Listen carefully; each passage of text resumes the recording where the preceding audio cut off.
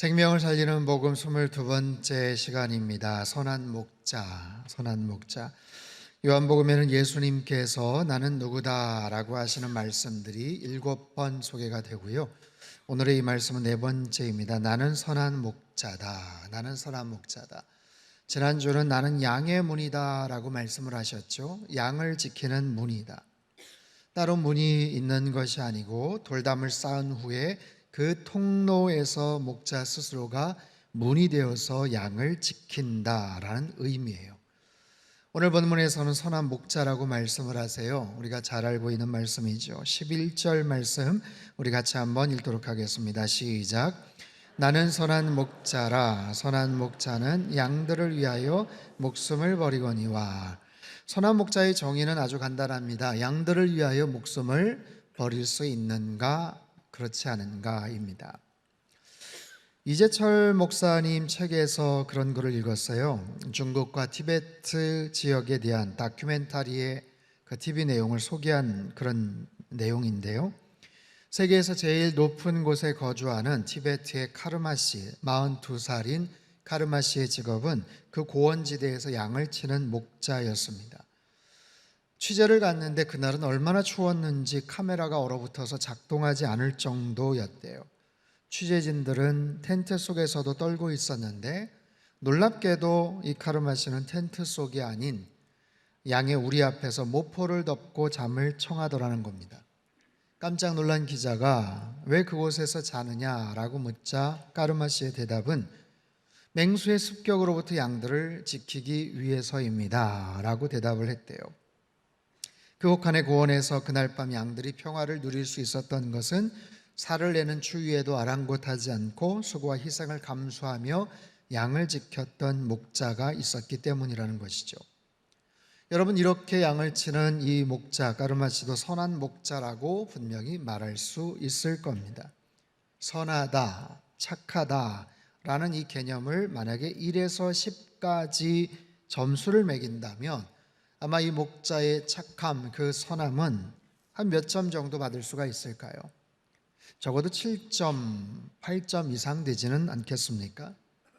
그렇다면 가장 극대치의 선함, 즉 1에서 10까지 카운트를 한다면 마지막 10번 정도, 10점 만점의 극대치의 선함은 무엇을, 어느 정도를 말할까요? 맹수로부터 그 양들을 지키기 위해서 추위에도 수고를 마다하지 않는 그 목자의 선함, 그것을 넘어서서 자기의 목숨을 바칠 수도 있는 그 선함은 바로 생명을 내놓는 것이죠. 오늘 말씀을 통해 예수님은 분명히 선한 목자의 개념을 이렇게 말씀을 하세요.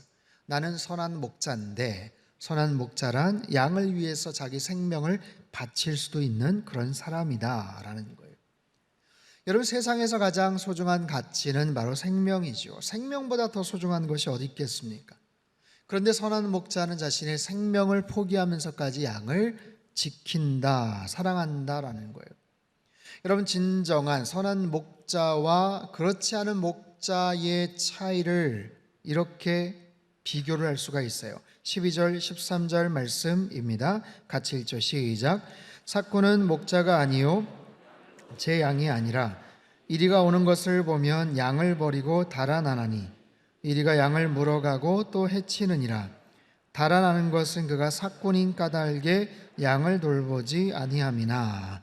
자, 예수님께서 의미하시는 삭군들은 당시의 바리새인들, 제사장들, 종교 지도자들, 유대사회의 사회 지도층을 가리키고 있습니다.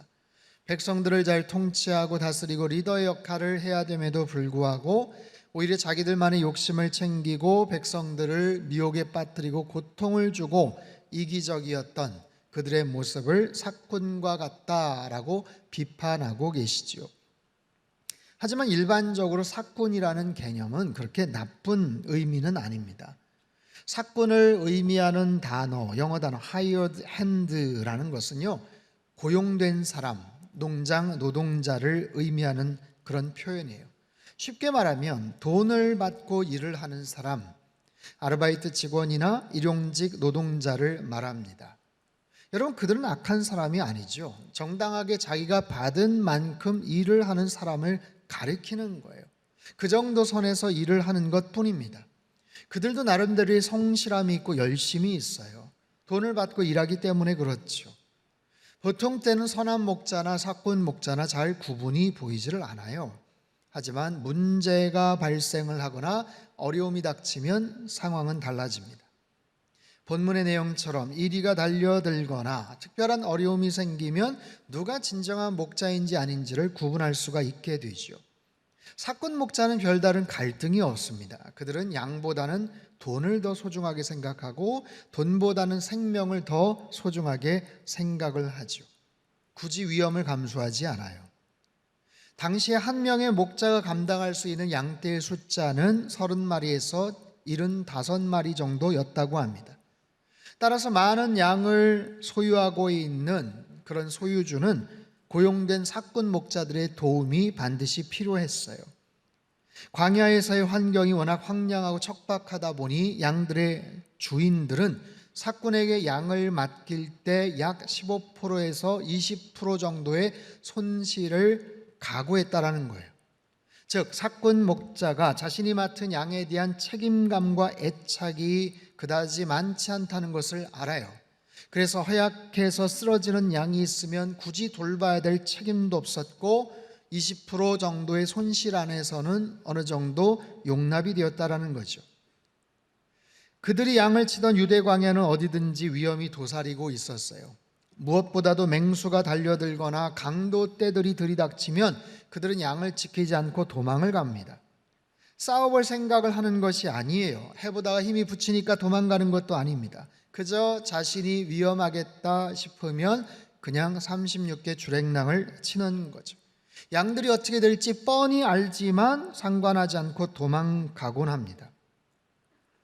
여러분, 역사상 가장 큰 해상 사고는요, 우리가 잘 아는 타이타닉호의 침몰입니다. 1912년 4월 첫 번째 출항에서 빙산과 충돌을 해서 1,500명 이상의 탑승객들이 목숨을 잃게 되죠. 하지만 그에 버금가는 해상 사고가 2006년 수에즈 운하에서 있었습니다. 101이 118m의 카페리 여객선 보카치오 98호 이집트 선박입니다. 본래 이 배에는요 적정 탑승 인원이 1,000명 정도예요. 그런데 더 많은 승객들을 태우기 위해서 갑판 수를 2층이나 올려서 300명, 500명을 더 태우고 다녔대요. 많을 때는 2,500명까지 사람을 태웠다고 합니다. 사고가 나던 2월 6일에도 1,400명이 넘는 사람을 태우고 사우디에서 이집트로 향하던 중에 화물칸에서 의문의 화재가 발생을 합니다. 난리가 아니었어요. 사람들이 요동을 합니다. 우왕좌왕합니다. 그리고 불을 피하기 위해서 한쪽으로만 대피를 하자 배가 기우뚱 기울어지면서 서서히 침몰을 하게 됩니다. 어처구니 없는 것은 선장이 제일 먼저 탈출을 했다는 거예요. 그리고 승무원들은요 구명보트 사용법도 탑승객들에게 알려주지 않아서 1,000명이 넘는 사람들이 목숨을 잃게 되었어요. 사꾼 목자는 바로 이런 사람입니다. 선한 목자나 사꾼 목자는 보통 때는 별로 구분이 되지를 않아요. 자기가 월급 받고 맡겨진 정도에서만 일합니다. 착할 것도 악할 것도 없어요. 그런데 문제가 생기면 사꾼 목자는 양에게 전혀 신경을 쓰지 않습니다. 무책임하고 무관심하죠. 그럴 때 사꾼 목자는 양에게 있어서는 가장 악하고 나쁜 존재가 되는 겁니다. 왜요? 양은 믿고 의존했던 대상에게 버림을 받고 배신을 당할 수 있기 때문이죠. 여러분, 예수님은 인간을 양으로 비유하셨어요. 말씀드렸다시피 양은 공격할 수 있는 또는 방어할 수 있는 적절한 무기가 없어요.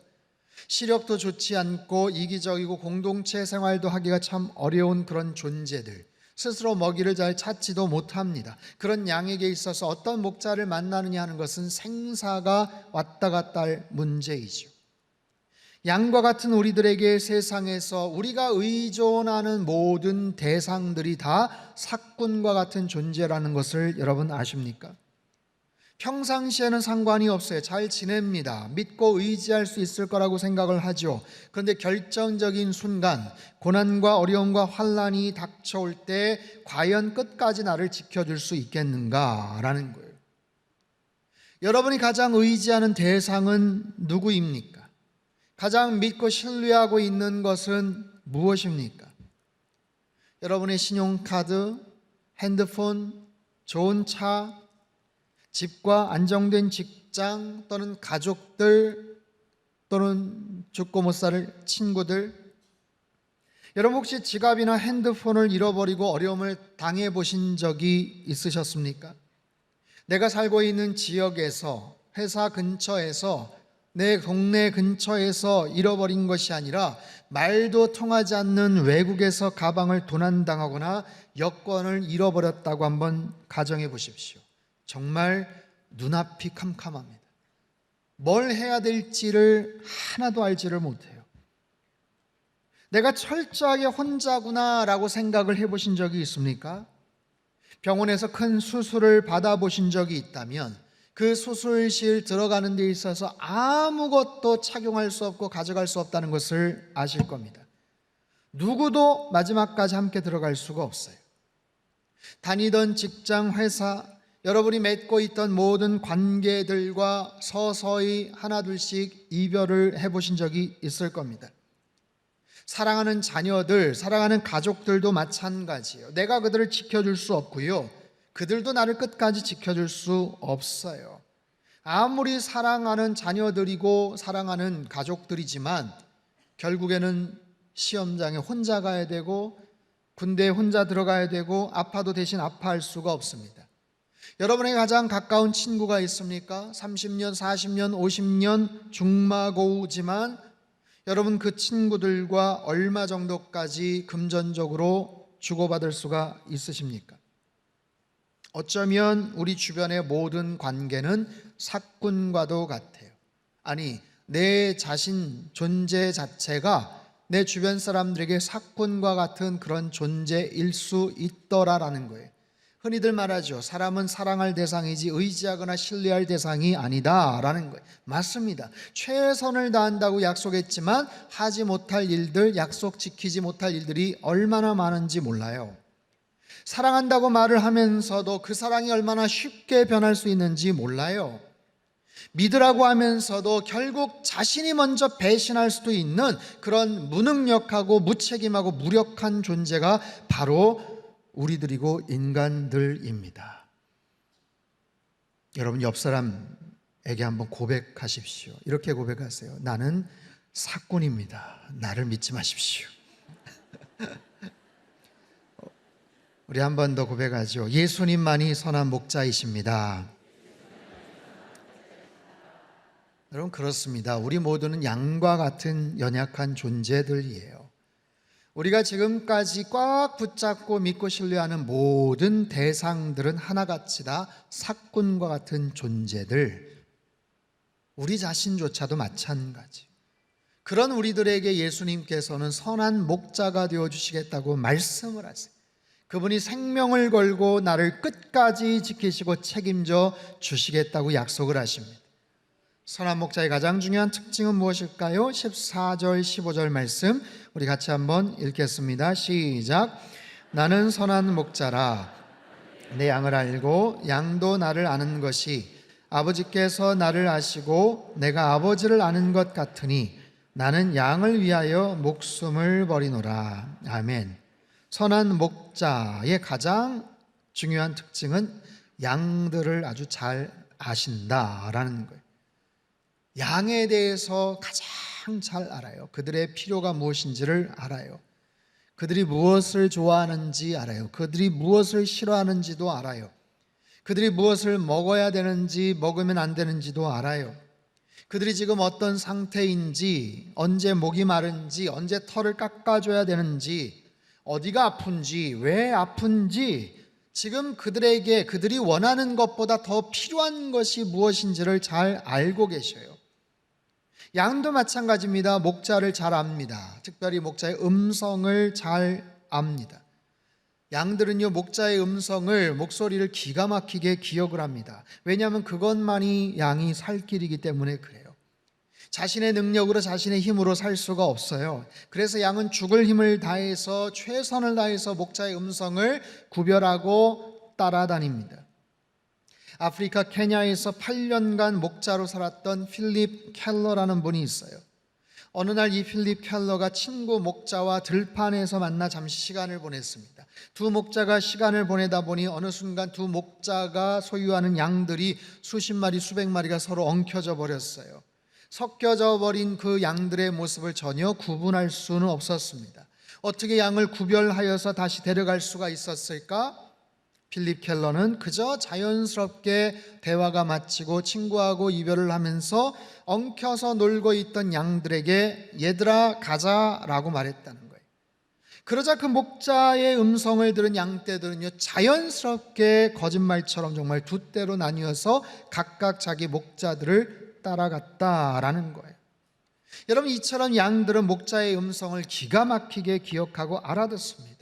왠지 아세요? 그래야 살 수 있기 때문에 그래요. 그래야 자신의 생명을 지킬 수 있기 때문에 그렇습니다. 사랑하는 성도 여러분, 우리는 양과 같은 그런 존재들이에요. 양과 같이 연약한 존재들입니다. 우리에게는 목자가 필요합니다. 선한 목자 되시는 예수님, 선한 목자 되시는 주님의 음성을 날마다 듣고 순종하며 살아가시기를 바랍니다. 내 인생의 목자, 선한 목자가 되신 그분의 음성을 듣고 그분의 말씀에 귀를 기울이고 살아가는 것이 내 인생을 가장 아름답고 가장 올바르게 살아갈 수 있는 최상의 방법이고 비결이에요. 그분께서 내 인생을 아십니다. 내 자녀들의 앞길을 아십니다. 내 진로와 직장과 사업체의 지금 그 문제를 어떻게 해결해야 될지도 아십니다. 가장 옳은 길이 어딘지, 가장 편한 길이, 가장 행복한 길이 어딘지도 알고 계셔요. 그래서 거기에 대한 분명한 확신과 믿음을 가지고 그분만을 따르며 살아가시기를 주님의 이름으로 축원합니다. 마지막 16절 말씀이에요. 같이 한번 읽죠. 시작. 또 이 우리에 들지 아니한 다른 양들이 내게 있어 내가 인도하여야 할 터이니 그들도 내 음성을 듣고 한 무리가 되어 한 목자에게 있으리라. 자, 선한 목자에게는 중요한 관심사가 있어요.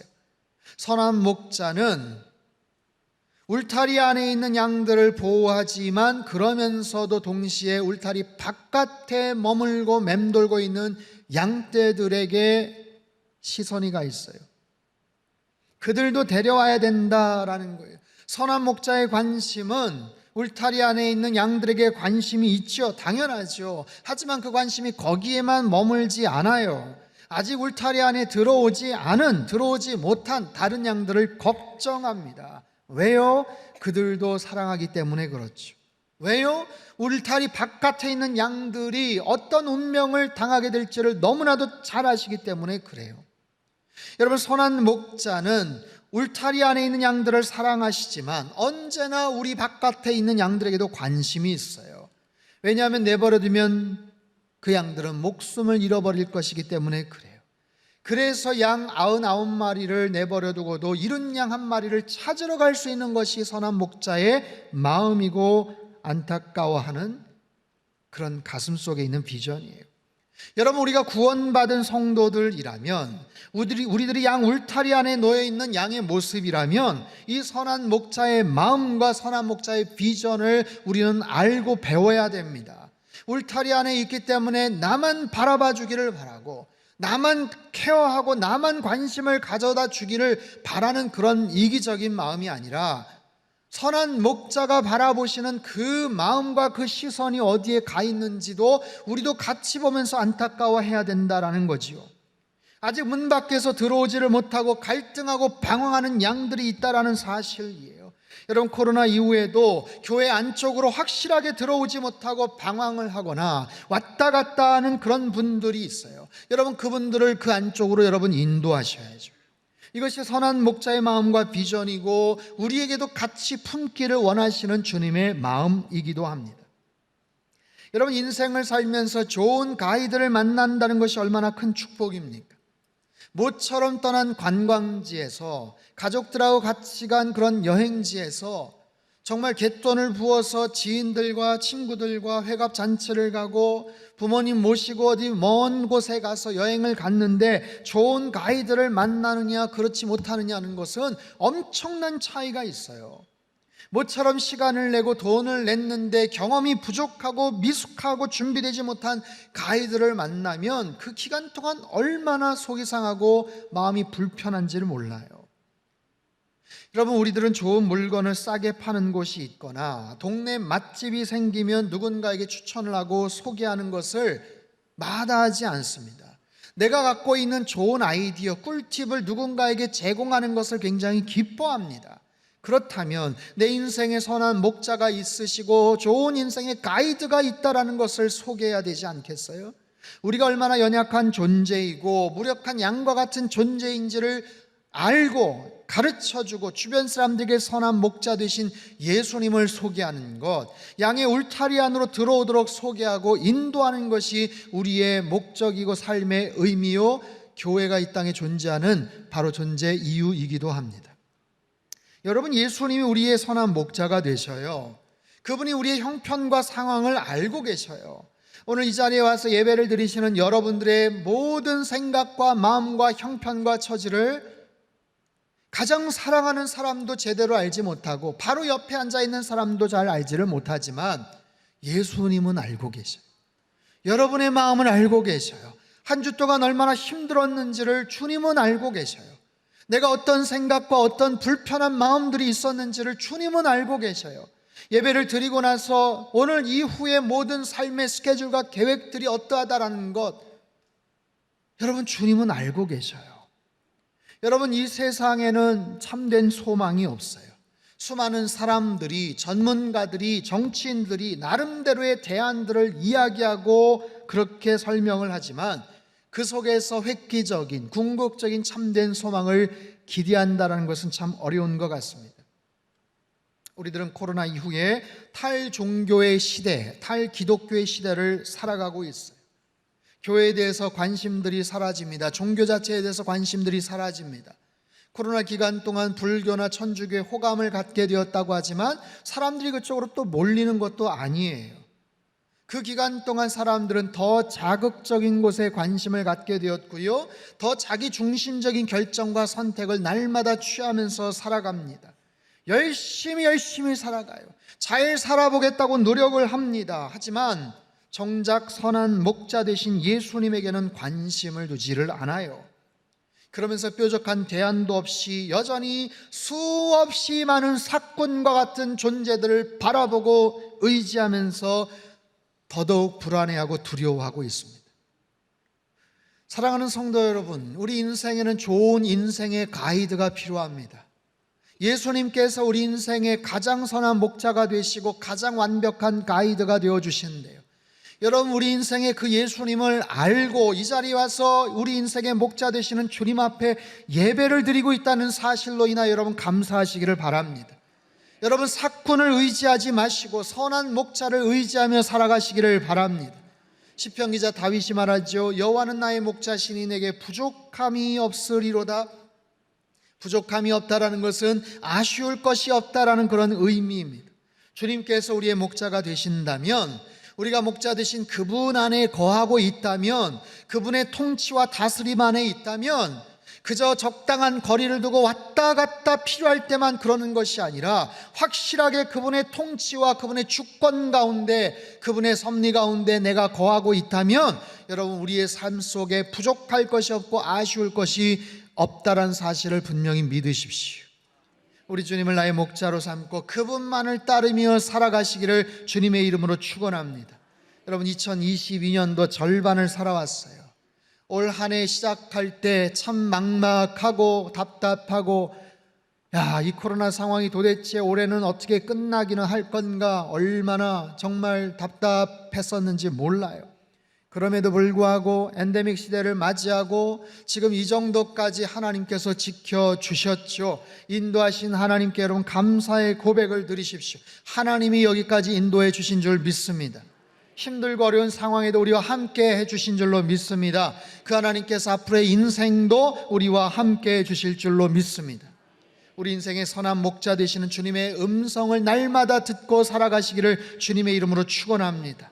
대신 아직도 주님을 목자로 섬기지 않고 다른 엉뚱한 대상, 결국에는 떠나버릴 사건과 같은 존재를 의지하며 살아가는 사람들을 안타까이 여기시고 그들을 주님 앞에 인도하십시오. 주님을 만나게 하십시오. 선한 목자 되시는 주님과 늘 동행하시고 주님의 말씀에 늘 귀 기울이시고 음성에 순종하심으로 생명과 소망을 더욱더 풍성하게 누리며 살아가시기를 주님의 이름으로 축원합니다.